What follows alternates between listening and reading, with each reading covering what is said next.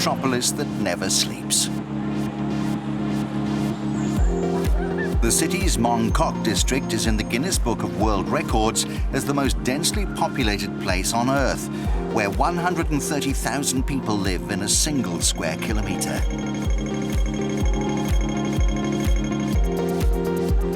What better use of space, then, than to construct a full-size cricket net on the third floor of a 120-year-old members' club in the very heart of this urban jungle? The Crankin Gower Cricket Club in Happy Valley was formed in 1894 when Hong Kong was under British colonial rule. A Scottish schoolmaster named William Drew Braidwood hoped to instill the values of cricket into his students and constructed a pitch in the heart of the city.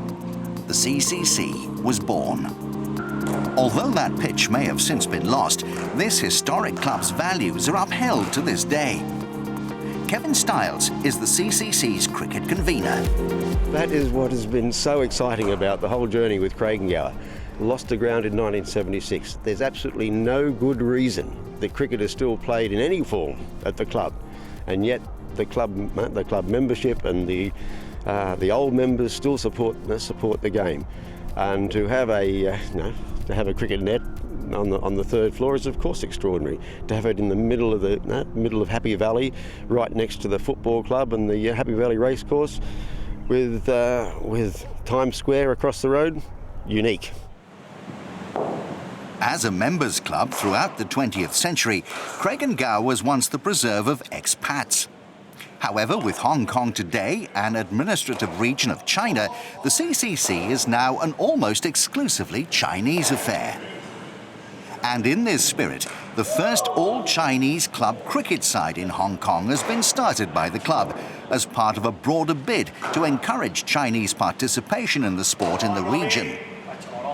Adrian Lee is the captain of Gayle Hong Si.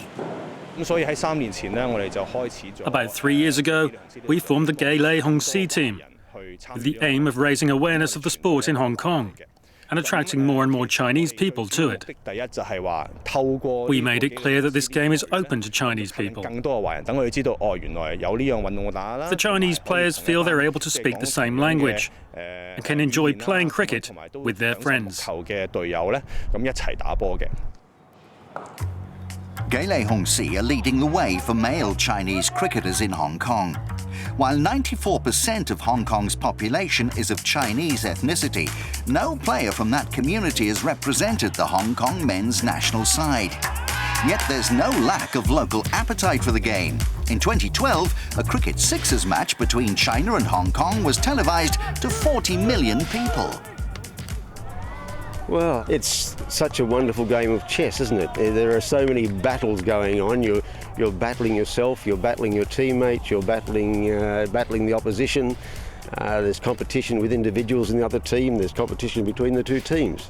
The conditions are changing. It's about as close to civilised warfare as you could possibly get. And of course, I'm smiling, but that's the nature of the spirit of the game.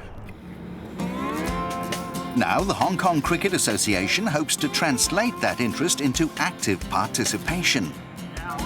On the international cricket stage, Hong Kong has been overachieving of late.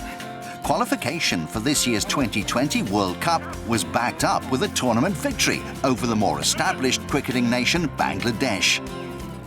Such success is another route to increasing the game's popularity back home. Pauline Cheong is the General Manager of the Hong Kong Cricket Association. I believe that what the Hong Kong team achieved through qualifying for this year's T20 World Cup has been a big inspiration for local people in Hong Kong. The promotion of our achievements in national newspapers and other forms of press has attracted people from many different backgrounds to our sport.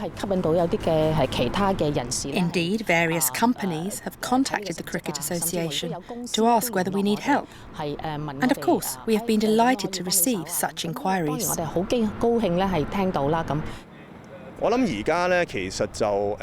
team which represents Hong Kong today who have done very well in international cricket, is mostly made up of non-Chinese players. Yet, 95% of the Hong Kong population is Chinese. So when we try to get government support, it's vital to demonstrate how many local players are involved in the game. If we have more Chinese people playing cricket, the government will see that the sport is welcomed locally. And then they may go on to provide different resources to us, such as fields and support in coaching. Conversely, participation in the women's game is already outstanding in Hong Kong, with around 80% of the women's national side made up of Chinese players. There's also a strong domestic setup for the women's game here. With the men's game languishing behind, the HKCA has created its own Chinese development side, the Pioneers. The key question is, how can we increase the numbers of local Chinese people participating in the sport? Well, we have been making some big developments. For example, we now organise local training classes for Hong Kong Chinese people. And we go into schools where we have provided professional coaching free of charge. We can also provide training facilities.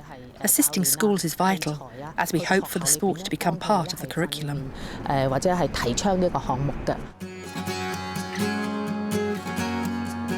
But perhaps more important than elite success is the furthering of those values with which William Drew Braidwood first established his club 120 years ago.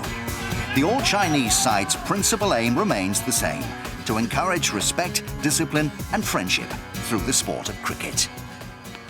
What I see most enjoyably is the camaraderie and the sense of purpose, and they're getting better and better. And now today you've witnessed Crankin Gower's side playing the Hong Kong Cricket Association's Chinese development team, and the outcome reasonably close. And you had basically 22 guys having a very good time, and all doing it in the same language, which is special, which is very special.